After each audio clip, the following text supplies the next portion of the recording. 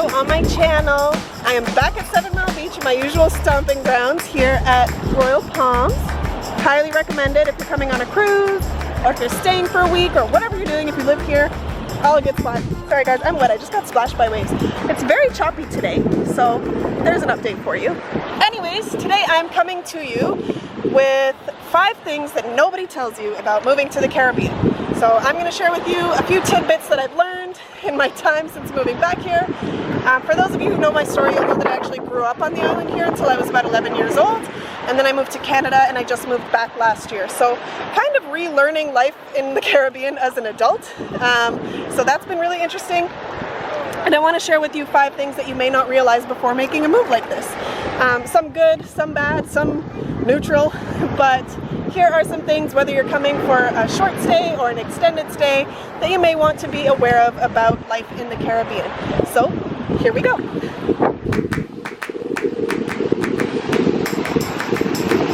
Alright, first tidbit is the beaches. Do not expect the beaches to look how they look in people's Instagrams and on people's social media, because you may expect the beach to look like this: super quiet, super beautiful, super calm, super sunny. But in reality, the beach might look more like this. Especially if you have multiple cruise ships in, you can expect it to be pretty busy at most of the main beaches, and you can expect to take a little bit of time finding the beaches that are more off the beaten path so that you can actually enjoy an, Instagram type experience at the beach, where you just have a beautiful Caribbean, gorgeous beach all to yourself, nice and quiet and enjoyable. But just know that not every day is actually like that. Sometimes you have to carve out that space, or sometimes you have to go out, take a day off work and go out in the middle of the day on a Wednesday when nobody's there. So there's tip number 1.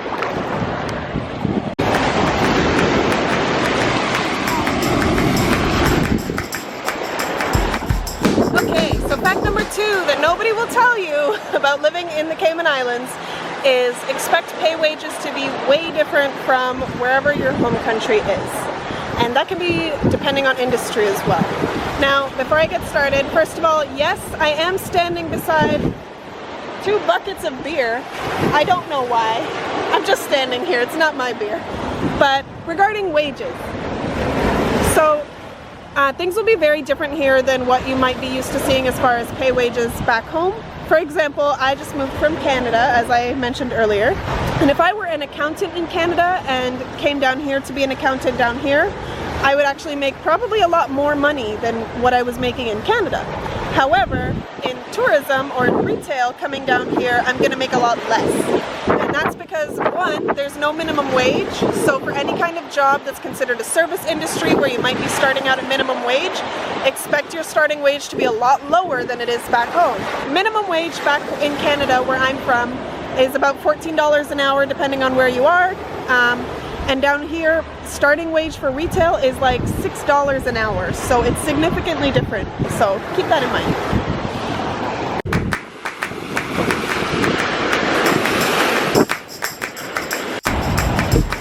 Okay, tidbit number 3, things nobody tells you about living in Grand Cayman. Tourism is actually not our top industry. Most people think that it is because they know the island from coming here on a cruise ship or on a vacation, or they've heard about world famous beaches down here, or whatever it may be. But it's actually our number 2 industry. The number 1 industry on the island is the financial industry. And that's why, in tidbit number 2, as I mentioned, those who are anyway related to the financial industry, whether you're a lawyer, an accountant, things like that, you have the potential to make a lot of money here, because there is just a ton of money in that industry. And while tourism does make a lot of money, it is considered a service industry, so pay wages start out a lot lower, especially for just regular full-time jobs like servers, retail attendants, things like that. Starting wages can be a lot lower in tourism because it is considered a service industry, but the financial industry here is booming. It's our number 1 industry, and there's big money to be had there. Don't get me wrong, you can make a lot of money in tourism if you're at a management level, or if you're in marketing. Things like that are really lucrative. But yeah, keep in mind that wages are different here, though the industry is booming for both finance and tourism. Those are our top 2.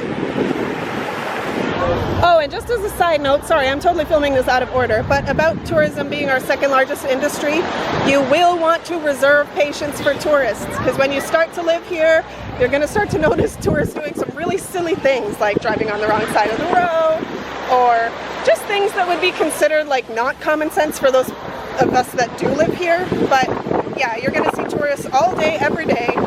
They're going to be doing really silly things that you're like, what are you doing? But grow some patience for the tourists, because it's our second largest industry, and you'll grow to appreciate them.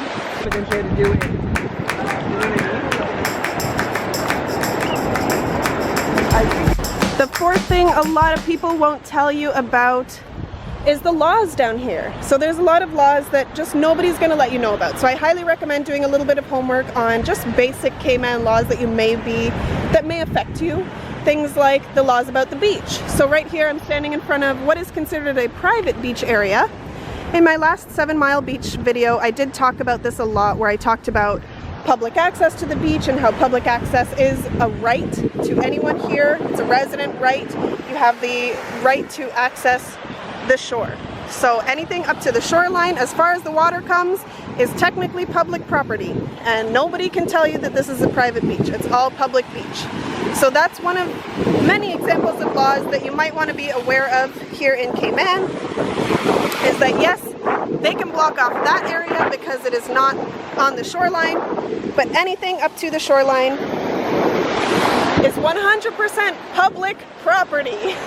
So definitely brief yourself on laws that will affect you if you're planning on living down here or staying down here in any kind of long-term capacity, because there are a lot of laws that might affect you, and some of them are very common sense, like we drive on the left here. If you're coming from America, that's unusual to you, but that's the law. Don't drive on the wrong side of the road, because here we drive on the left. And other things are a lot less common sense, like the fact that all beach is public access, because people may try to block off a beach to you, but if you want to go to that beach, you have every right. Use a public access walkway and go to that beach. So get familiar with the laws.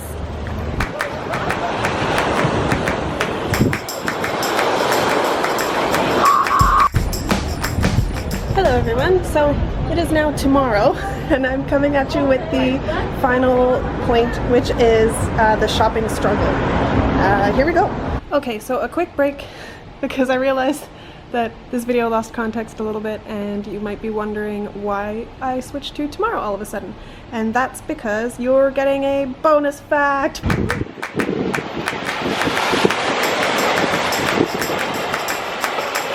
Bonus thing that somebody may not tell you about living in Cayman. And that bonus fact is that yesterday was actually a holiday. It was Ash Wednesday, and this is a very Christian island, like old school. So a lot of things are closed on a lot of holidays that in North America, as far as places I've lived in North America anyways, a lot of things would normally be open on Ash Wednesday in Canada, but here pretty much everything is closed except for like grocery stores and like gas stations and like pharmacies, places that are a little bit more essential. So I went to go buy my makeup and share this little tidbit with you that shopping is difficult in Cayman, and fun fact, to almost prove my point, everything was closed due to the holiday. So I did the shopping today before work instead. Now, back to the video.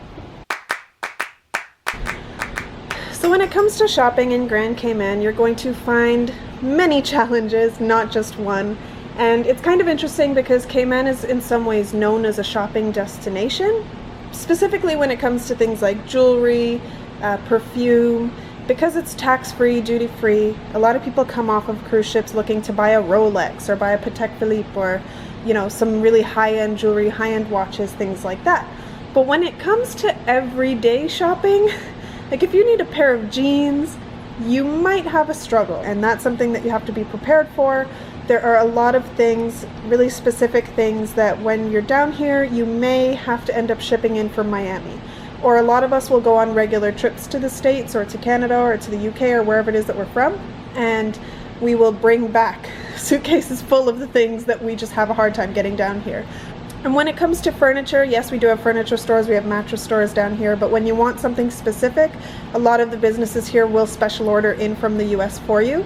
So just be prepared that there will be a lot of things, and some of them you won't even think about until you get down here, that might be something that's difficult to find, that you'll end up just regularly stocking up on whenever you go to the US or go abroad, wherever that may be. Yes, there are a lot of, little boutique fashion stores down here, but it can be really hard to find your size. It can be really hard to find consistency in what they're bringing in their stock. And yeah, for that reason, just know that you may want to take lots of trips to the US to do your shopping. So that's the shopping struggle down here. Is it's very weird as far as what's easy to get and what's difficult to get. So you might end up switching brands to get things that you can shop for down here. You might end up taking regular trips to the US or to somewhere nearby wherever you can get the brands that you prefer.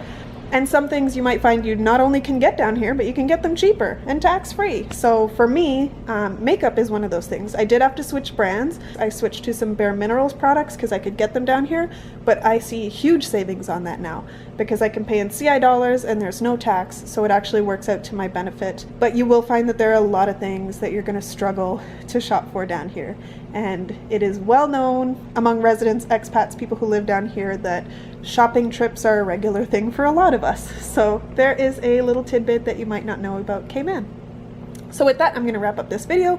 You not only got 5 things that nobody would tell you about moving down here, but you got a bonus 6th one with that holiday religious stuff that we deal with as well. So there are your 6 pieces of information if you're considering moving to Grand Cayman. I hope you found this video helpful, and I hope to see you in the next one. Thanks for watching. Bye.